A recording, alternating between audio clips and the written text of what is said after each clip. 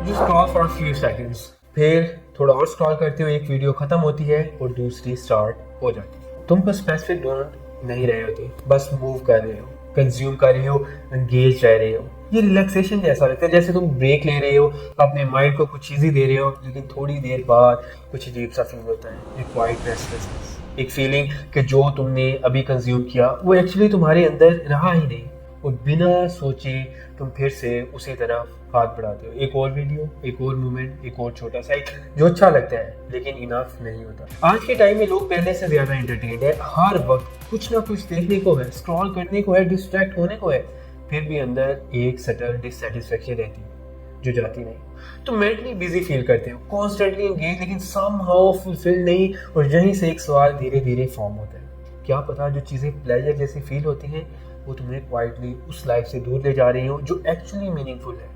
अगर तुम अपना दिन ध्यान से देखो, पैटर्न क्लियर, तुम बिना इंटेंशन फोन चेक करते हो, एप्स ओपन करते हो बिना रीजन के, तुम इजी ऑप्शन चूज करते हो, क्विक ऑप्शन चूज करते हो, वो जो कम एफर्ट मांगता है। इसलिए नहीं कि तुम लेजी हो, इसलिए नहीं कि तुम डिसिप्लिन लूज कर चुके हैं, बल्कि इसलिए कि कुछ और डीपर चीज तुम्हारी चॉइसेस शेप कर रही है। और वो ऑब्वियस नहीं होती, वो प्रेफरेंस ऐसी लगती, लेकिन असल में वो कंडीशनिंग होती है।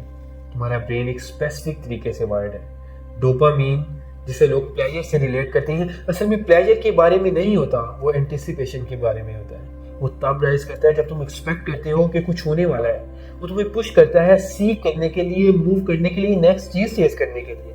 नेचुरल इन्वायरमेंट में ये सिस्टम सर्वाइवल के लिए काम करता है। क्यूरियोसिटी, एक्सप्लोरेशन, लर्निंग ड्राइव करता है, लेकिन जो वर्ल्ड तुम अब बिलीव कर रहे हो वहाँ ये सिस्टम कॉन्स्टेंटली ओवर स्टिमुलेटेड है।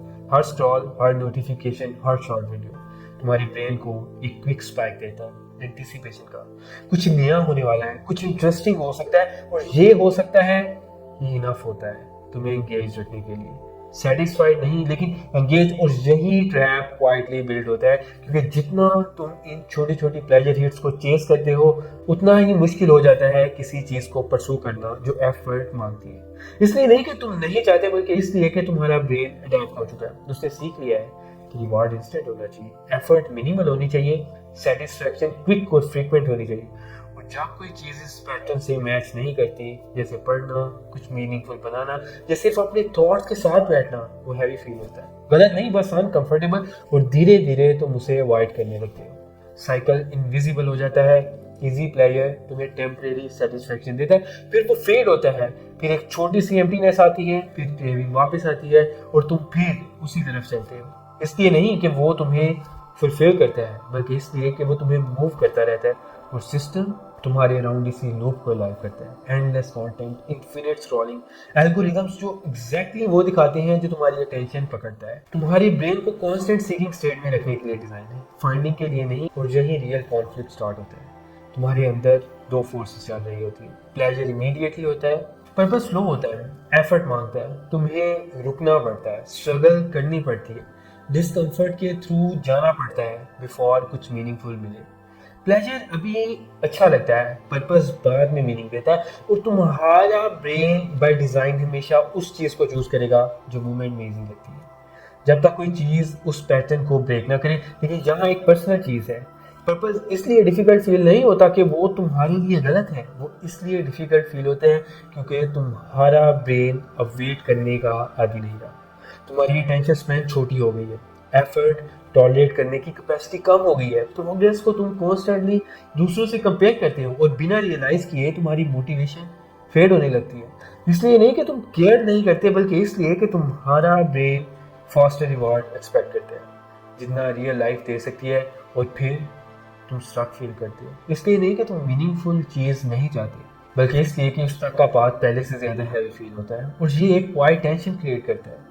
तुम्हें कुछ डीपर चाहिए, लेकिन तुम बार बार इजी चीज परस्यू करते हो, और इन दोनों के बीच का गैप बढ़ता जाता है। फिर एक पॉइंट आता है जहाँ इग्नोर करना मुश्किल हो जाता है, क्योंकि फिर सवाल प्रोडक्टिविटी या डिसिप्लिन का नहीं रहता। सवाल ये होता है, अगर तुम्हारा ज्यादा टाइम इजी प्लेजर चेस करने में जा रहा है, तो तुम्हारा पोटेंशियल कहाँ जा रहा है? कौन सी लाइफ धीरे धीरे बिल्ड हो रही है जब तुम्हारे डिसीजंस वो डिसाइड कर रहे हैं जो इजी फील होता है, ना कि वो जो एक्चुअली मैटर करता है।